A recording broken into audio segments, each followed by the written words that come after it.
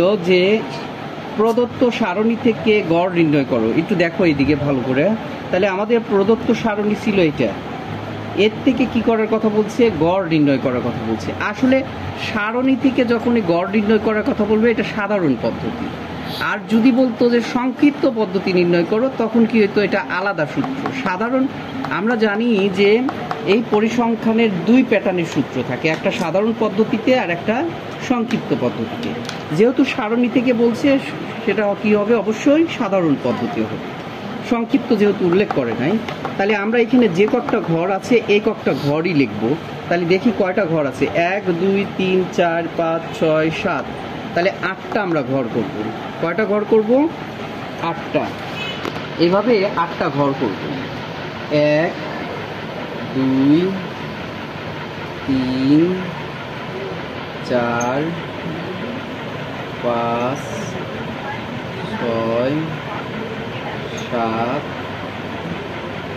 8, একটা বেশি করলাম। ঠিক আছে, এখন আমরা এখানে যা আছে সেগুলো হুবহু লিখে ফেলি। দেখো, প্রথমটা ছিল হচ্ছে কি? প্রথমটা ছিল সময়, তাই লিখতেছি সময়। সময়ে কি ছিল? 30 থেকে 35, তারপরে হচ্ছে 36 থেকে 41, এরপরে 42 থেকে 47, এরপরে 48 থেকে 53, 54 থেকে 59,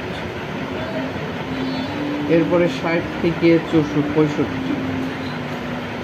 আমরা এখানে একটা ঘর করে ফেললাম। পরেরটা আছে কি? গণসংখ্যা।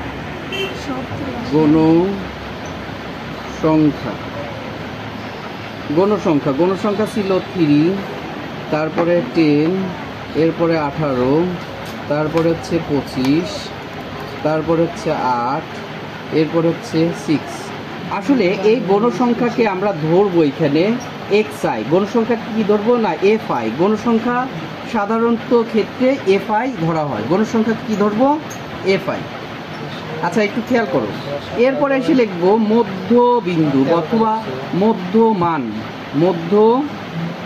মধ্যমান একটু খেয়াল করো। এই মধ্যমানকে ধরবো xi। মধ্যমানকে কি ধরবো? xi। এই মধ্যমান কিভাবে বের করা লাগে? এই দুইটা যোগ করব, 2 দ্বারা ভাগ করব। আমরা একটু ক্যালকুলেটর একটু খেয়াল করো, সবাই একটু ক্যালকুলেটরের দিকে দেখো। 30 যোগ 35 যোগ করলাম ভাগ 2, ভাগ 2 দিলে পারে 80 কত? 32.5। তাহলে এখানে লিখবো 32.5। তারপরেরটা এইভাবেই করব, যে 36 যোগ তোমার 41 সমান সমান ভাগ 2। যেহেতু দুইটা সংখ্যা, তাহলে 48.38.5। তাহলে কত ব্যবধান হচ্ছে দেখো? 32, 33, 34, 35, 36, 37, 38। তার মানে হচ্ছে কত? 6 করে ব্যবধান হচ্ছে, তাই হচ্ছে না? হ্যাঁ জি স্যার। তাহলে এরপরে আবার 38 তে গুণ 38, 39, 40, 41, 42, 43, 44। তাহলে পরেরটা হচ্ছে কি? 44। তাহলে 44.5। 44.5। তারপরের থেকে আবার 6 গুনবো। 44, 45, 46, 47, 48, 49, 50। তাহলে 50.5। তার সাথে 6 গুণ যোগ করলে পারে 56.5। তার সাথে 6 যোগ করলে পারে তাহলে হচ্ছে 62.5। এইভাবে তাহলে সবগুলো 2টা করার পর কি করব? আমরা গুনে গুনে লিখব।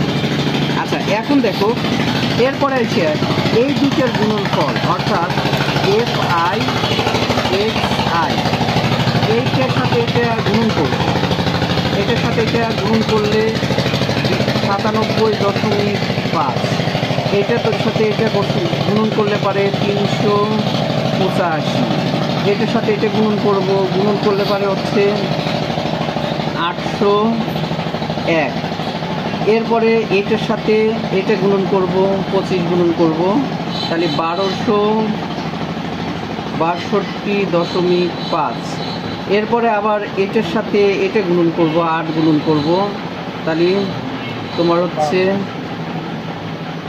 442। এটার সাথে এটা গুণন করি, গুণন করলে 300, তোমার হচ্ছে 57।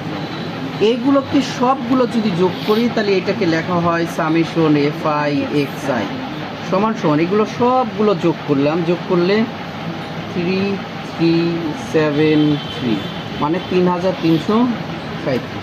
এখন এই যে গড় যে আছে, এই যে গণসংখ্যা যে আছে, গণসংখ্যাগুলো সবগুলোকে যোগ করব, যোগ করলে n সমান সমান আসলো কত 70।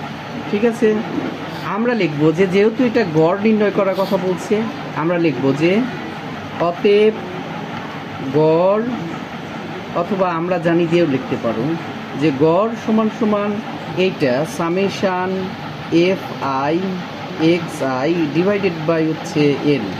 এখানে যদি একটু স্টাইলিং করো তাহলে লিখতে পারো যে এখানে এটা লিখলে পারে একটু সৌন্দর্য হয়। সামেশান FI XI সমান হয়েছিল 3337, আর N সমান হচ্ছে 70। ওই মানগুলো লিখে নিলাম, লিখে নিয়ে এরকমভাবে একটা ঘর করে দিলাম। এই ঘরটা করে দিলে পারে একটু সুন্দর হলো। এখন এখানে মানটা বসায় দিচ্ছি। এটার মান ছিল কত, এই 3373 ডিভাইডেড বাই N এর মান ছিল কত 70। এটা দিয়ে এটাকে ভাগ করব, ভাগ করলে পারে আসলো হচ্ছে কত 48.19। যখনই দশমিক আসবে যে কোনো অঙ্কের বেলায়, শুধু এই অঙ্কের বেলায় না, যখনই দশমিক আসবে তখন কি লিখতে হবে, প্রায় লিখতে হবে। যখনই দশমিক আসবে তখন কি লিখতে হবে, প্রায়।